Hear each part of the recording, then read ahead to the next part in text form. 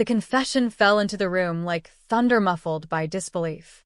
Taylor stood before Steffi, her voice shaking yet resolute, her eyes brimming with both shame and defiance as she admitted what no one had expected to hear. She was carrying Deacon's child. The words hung in the air, stretching seconds into eternities. For a moment, Steffi thought she had misheard, that perhaps grief or guilt had twisted her mother's tongue, but when she saw the trembling of Taylor's hands, the flicker of truth in her eyes, the denial collapsed. The shock that coursed through her veins was cold, almost paralyzing. Deacon, the man who once helped Sheila escape, a man haunted by blood and betrayal, now intertwined with her mother's life in a way she could never undo. The realization struck Steffi not only as scandal, but as a nightmare she could not wake from. Taylor's voice was soft but unwavering as she pleaded with her daughter to understand. She spoke of redemption, of love found in unexpected places, of how Deacon had changed. There was a quiet sorrow in her words, the kind born from years of loneliness and self-punishment. After all the heartbreaks, after the endless cycles of rescuing others while neglecting herself, Taylor had found something that resembled peace beside a man everyone else deemed irredeemable. She had not planned it, nor had she sought it. But when Deacon had looked at her, not as the perfect mother, not as the wounded psychiatrist, but simply as a woman, she had felt seen for the first time in years. Steffi, however, could not separate the man from his sins. In her mind, Deacon would always be the reckless father who nearly destroyed Hope's life, the accomplice who allowed Sheila Carter, their family's most enduring nightmare, to breathe free air. Her mother's revelation felt like a betrayal, not only of their family's values, but of their safety. She tried to reason with herself, to believe this was a phase, a misguided attempt at connection. Yet every time she looked into Taylor's tearful eyes, she saw conviction, love, not confusion. That terrified her more than anger ever could. The news spread through the Forrester circle like a virus, whispered through corridors of judgment and disbelief. Brooke was the first to react, her disbelief turning quickly into fury. Deacon was hers, at least in some lingering, half-buried way, and the thought of him with Taylor was unbearable. To Brooke, it was not just about betrayal, it was about humiliation. How could Taylor, her lifelong rival, sink to this? Meanwhile, Ridge, though far away, felt the echo of the revelation through calls and messages. He didn't speak publicly, but those who knew him could see the storm in his silence. Steffi found herself trapped between love for her mother and terror for her safety. She knew Sheila well enough to sense what would come next. Sheila had always viewed Deacon as her twisted salvation, the one man who saw humanity in her when the rest of the world saw only a monster. If Sheila learned that Taylor had taken what little affection Deacon had left for her, it would ignite a rage that could burn through everything in its path. And now that Taylor was pregnant, the threat was no longer abstract. This was war. So Steffi did what she had to. She swore to protect her mother's secret. Only a handful of people knew the truth, herself, Taylor, and now Deacon, who had learned through the whispers of his own conscience. But secrets in Los Angeles never stayed buried for long, and somewhere in the shadows, Sheila had already begun to listen. Sheila's discovery came by accident. A piece of conversation overheard at Il Giardino, a hint of gossip about Taylor's sudden closeness to Deacon, followed by an unguarded exchange between Hope and Finn about Taylor's recent disappearance from public view. At first, Sheila didn't believe it. Taylor, the righteous, moral, sanctimonious Taylor, pregnant by Deacon? The irony was almost delicious. But once confirmation reached her, the delight curdled into fury. In her mind, Taylor had stolen the last thing Sheila had left, not just Deacon's loyalty, but her claim to a life she believed was finally changing. While Taylor rested in her home, unaware of the storm gathering beyond her walls, Sheila began to plan. She understood the danger of acting too soon. She needed precision, patience, and a way to make it look like fate, not vengeance. Losing a child, Sheila thought, would not only destroy Taylor emotionally, but would also make Deacon vulnerable again. the kind of broken man she could mold back into her orbit. It wasn't about love anymore. It was about possession. If Taylor's child survived, it would bind Deacon to her forever, and that was something Sheila Carter could never allow. Meanwhile, Deacon's own turmoil deepened. The moment he learned about Taylor's pregnancy, the world tilted beneath him. Part of him felt wonder, the surreal possibility of fatherhood again, this time not marred by guilt or chaos. But another part of him was afraid. He knew what it meant to love someone Sheila wanted to destroy. He had seen her wrath firsthand, and he had no illusions about her capacity for cruelty. Late at night, Deacon would lie awake, torn between joy and dread, tracing the faint sound of Taylor's breathing beside him. He wanted to protect her, but how could he defend someone from a storm that could come from anywhere? A car, a letter, a stranger on the street? Steffi noticed the tension long before her mother did. She saw the flickers of fear in Deacon's eyes, the way he jumped at sudden noises, the guarded way he watched the door whenever they met. She knew then that Sheila must have found out. Her instincts screamed for action, but how could she intervene without exposing the truth? The Forster family was already hanging by threads of scandal and distrust. Another revelation could tear them apart. She decided to confront Deacon privately. When she did, his reaction confirmed her worst fears. He admitted that Sheila had confronted him days earlier, leaving a veiled threat, a promise that if he didn't make things right, Taylor would pay. Deacon begged Steffi to believe he would never betray Taylor, but his voice was trembling, his guilt heavy. He had loved Sheila once, in a way that frightened even him. He knew what she was capable of when cornered. In the days that followed, a strange quiet fell over them all, the kind of silence that comes before tragedy. Taylor began to sense something was wrong. She noticed the unease in Steffi's smile, the way Deacon's hand lingered protectively over her belly, as though guarding something fragile. When she asked what was happening, both deflected, spinning reassurances that sounded like lies. But Taylor was no fool. She had spent her life reading the human mind, and now she saw fear etched into the faces of those she loved most. Then, one evening, it happened. Taylor was driving home from a late appointment, the soft hum of the car filling the quiet night. Her thoughts wandered to her unborn child, to Deacon's touch, to the fragile happiness she was trying to hold on to. But as she turned a corner on the coastal road, she noticed the glare of headlights behind her, too close, too persistent. Panic began to rise. She sped up slightly, but the car behind her matched her every move. Her hands tightened on the wheel. The road narrowed ahead, the sea on one side, cliffs on the other.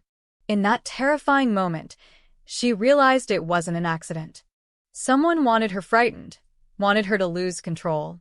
She tried to call Deacon, but her phone slipped from her grasp as the car behind nudged hers, just enough to send it swerving. Tires screeched, metal groaned, and for a heartbeat, the world tilted into chaos. The car spun, crashed through a guardrail, and plunged down the rocky slope.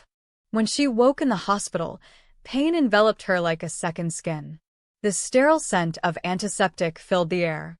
A nurse's voice drifted in and out, words like concussion, stabilized, and then, the one word that shattered everything, miscarriage. The baby was gone. Taylor's breath hitched, her fingers clutching the bedsheets as though she could hold onto what she'd lost. Tears streamed down her face silently, not in loud sobs, but in broken, wordless grief. Steffi arrived minutes later, her face pale with horror. She knew immediately this was no coincidence. The look in Deacon's eyes confirmed it, a hollow mix of rage and despair. He blamed himself for not acting sooner, for believing Sheila might be bluffing. Now, all that remained was devastation. Sheila disappeared soon after, vanishing into the same darkness she had always called home. Some whispered she fled the city. Others claimed she was still nearby, watching, waiting. But for Taylor, the damage was already done. In the weeks that followed, Steffi and Deacon tried to hold her together, but grief carved deep trenches in Taylor's soul. Yet beneath her sorrow, there was a strange, quiet strength. She refused to let Sheila's cruelty define her or the memory of her child.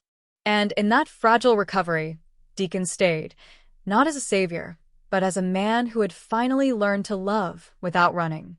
Steffi's heart ached every time she looked at her mother, torn between the wish to undo time and the realization that tragedy had forced them to see one another anew. Taylor's love for Deacon hadn't died. It had changed, softened, deepened into something painful yet pure. Even without the child, their connection remained, a bond forged in fire, tempered by loss. But deep down, Steffi knew Sheila wasn't gone. She could feel the shadow of her mother's enemy lingering, waiting for the next wound to strike. And so she made a silent promise that no matter what it cost her, she would stand between Taylor and whatever darkness dared return. Because if love had brought them this far, then only love, fierce, flawed, and unyielding, could save them when the storm came again. The elegant, sun-drenched world of Los Angeles glittered as if nothing could shatter its perfection, but beneath that sheen of wealth and ambition, love stories and betrayals still brewed with the same heat that had defined every era of the bold and the beautiful.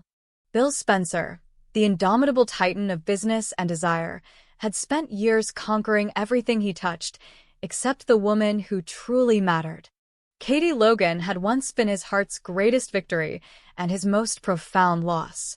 The years had changed them both, yet something invisible continued to pull them together, a gravity that defied reason, pride, and even heartbreak.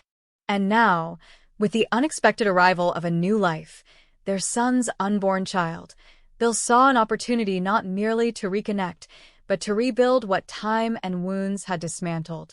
In the beginning, it wasn't love that brought Bill and Katie back into each other's orbit. It was crisis. Their son, Will, had been manipulated by Luna Nozawa, a young woman with beauty and charm enough to disarm anyone, but with a cunning streak that mirrored the darkest instincts of those who had once preyed upon the Spencer family. When news broke that Luna was pregnant and facing prison, the family was thrown into turmoil. Bill's first instinct had been fury. How dare anyone stain the Spencer name again? But beneath the anger was an aching fear. His son, still so young and idealistic, was now bound to a woman who had become a scandal. Katie, ever the calm voice amid chaos, was the first to step in, not to defend Luna, but to protect Will. For months, she and Bill found themselves united once more, sitting side by side in courtrooms, visiting Will in despair, and navigating the chaos of a future neither had anticipated. The tension that had once broken them now became the thread that tied them together again. Late nights spent discussing lawyers, custody, and damage control gave way to quiet conversations about family, forgiveness, and the ache of years spent apart. The coldness between them thawed, slowly, hesitantly, until even Will noticed. For the first time in years, Bill wasn't the swaggering dollar bill whose armor was arrogance. Around Katie, he softened, his edges blunted by nostalgia and regret. He had fought the world for power, but never fought hard enough to keep her. Now, with Luna's baby looming as both burden and blessing, he saw a second chance, written in destiny's crooked handwriting. The baby could be the bridge, the link that bound their fractured family into something new. When Luna's conviction was finalized and the doctors confirmed her pregnancy's viability, the situation grew more complex. No judge would ever allow Luna to raise the child from behind bars. The court's ruling was clear: custody would pass to Will. But Will, overwhelmed and guilt-ridden, couldn't face the idea of fatherhood while his own life was collapsing. The young man's despair reminded Bill of himself, strong on the surface, hollow underneath. That's when the idea began to form in Bill's mind, subtle at first, then sharp as conviction. He and Katie could take the baby. They had raised Will together. Surely, they could give his child the life he couldn't. The thought consumed him. Every conversation with Katie became another test of her resolve. He didn't push at first, he was too careful for that, but his words began to change. "You've always had the biggest heart," he would say softly. "That baby deserves you, deserves us." Katie resisted at first. She still bore the scars of their last breakup, of his betrayals, of his relentless need to control everything he loved. But the sight of Will's pain, the idea of a child growing up without security, tugged at her conscience. When Bill suggested that they take the baby in together, not as exes, but as a family, Katie felt the earth tilt beneath her feet. Love, she had learned, was not a straight line. It was a circle that brought you back to the places you thought you'd escaped. The day of Luna's labor came sooner than expected. A storm swept through the city that night, thunder rolling over the hills, as though the heavens themselves knew what was coming. Luna's screams echoed through the hospital corridors. Will was nowhere to be found, too ashamed to face what was happening. Bill stood outside the room, fists clenched, his heart pounding not just for his grandchild, but for the fragile thread of fate connecting them all. Katie was there too, her hands trembling as she filled out emergency paperwork, her mind torn between sympathy and dread. When the cries of the newborn finally broke through the air, something inside her shifted. She looked through the glass window and saw the tiny, fragile life squirming in the nurse's arms, unaware of the chaos that had preceded its first breath. That was when she saw Bill, not the ruthless mogul, not the man who had hurt her, but a father, a protector, a man humbled by life's cruel poetry. Tears welled in his eyes, and Katie knew in that instant that whatever else he was, his love for his family was real. After the birth, the baby became a quiet miracle in their world of noise. Luna's incarceration left a void, and Will's emotional collapse meant someone had to step in. Bill moved quickly, using his influence to ensure that custody fell temporarily to him. The papers were signed, the lawyers briefed, and within weeks, the infant had found a new home in the Spencers' grand estate. Bill's life, once filled with boardroom battles and romantic misadventures, now revolved around late-night feedings and the soft hum of lullabies. Katie visited often, helping as much as she could. At first, she told herself it was for the child, but the truth crept in through quiet moments, when Bill would hand her a bottle, their fingers brushing, or when they would both pause at the sound of the baby's laughter and share a smile that said more than words ever could. She began to remember what it felt like to be a family, not a broken remnant of one. Bill, never one to waste opportunity, saw his opening. One evening, as the baby slept and the house bathed in the golden haze of sunset, he brought out a small velvet box. His proposal wasn't grand. It was almost tender in its simplicity. "We've built empires, Katie," he said, his voice uncharacteristically soft. "But nothing's ever mattered as much as this. Let's do it right this time. Let's raise this child together, as husband and wife." Katie stared at him, stunned. It wasn't the first time he had proposed, but it felt different now. The arrogance that once defined him was gone, replaced by sincerity and fear, the fear of losing her again. She wanted to say no, to protect herself from the inevitable heartbreak, but when she looked at the sleeping infant nearby, she saw more than a child. She saw redemption. Still, love was never that simple. Brooke, ever the meddler, warned her sister that Bill's intentions were never pure, that he saw people as possessions and this child as leverage.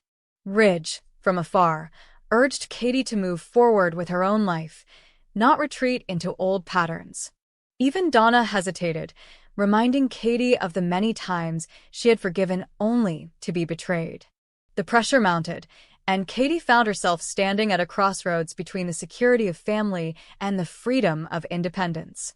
Bill, sensing her hesitation, turned up the charm and the vulnerability alike. He spent days showing her the version of himself he wanted her to believe in, devoted, protective, changed. He spoke of the future, of family dinners, of laughter, of growing old together. And slowly, against her better judgment, Katie began to believe him again. Yet just as happiness seemed within reach, the shadow of the past returned. Luna's lawyers began to appeal, arguing that her imprisonment was unjust and that she deserved visitation rights. The possibility of her release ignited a storm in the Spencer household. Will, still tormented by guilt, sided with Luna, while Bill saw it as a threat to the stability he had just begun to build. Katie was torn, trying to mediate between compassion and practicality, between justice and love. The tension reached its peak the day a letter arrived from Luna herself. Written from prison, it wasn't a plea but a declaration. She thanked Katie for caring for her child but warned her that blood ties could not be erased by paper. "That baby," she wrote, "will always be mine. And someday, I'll come back for her." The words sent a chill through Katie's heart. That night, she dreamed of holding the child while Luna's shadow stretched over them, whispering threats she couldn't silence. When she woke, she found Bill beside her, still awake, staring at the same letter. He said nothing, only took her hand and whispered, "We'll protect her. Both of you." The following weeks transformed them. Fear bound them closer, but it also deepened their trust. Katie began to see in Bill a man shaped not by ego but by love's desperate need to preserve what it had almost lost. When he proposed again, under the soft glow of candlelight, she said yes, not because she believed life would be perfect, but because she had finally realized that perfection was never the point. Their wedding was intimate, witnessed by only a few close family members. Will stood beside them, awkward but proud, holding his child, the very one whose birth had reignited the family's fractured bond. As Katie looked into Bill's eyes during the vows, she saw the same man she had once loved, and yet something entirely new: humility. He wasn't promising the world anymore, only himself, flawed and real. After the ceremony, as the baby cooed in her arms and Bill wrapped his arm around her shoulders, Katie felt a rare stillness settle over her heart. For the first time in years, the chaos seemed worth it. Love, she realized, wasn't about forgetting the past, it was about choosing to rebuild despite it. But even as the Spencers celebrated their fragile peace, somewhere beyond their sight, a woman sat in a dim prison cell, tracing her fingers over a photo of her child. Luna's eyes burned with quiet resolve. The story was not over. She would return, not just for the baby, but for the life that had been taken from her. And as the sun rose over Los Angeles, painting the sky in shades of gold and blood, the city held its breath, knowing that in the world of the bold and the beautiful, no happiness ever came without the price of heartbreak waiting just beyond the horizon.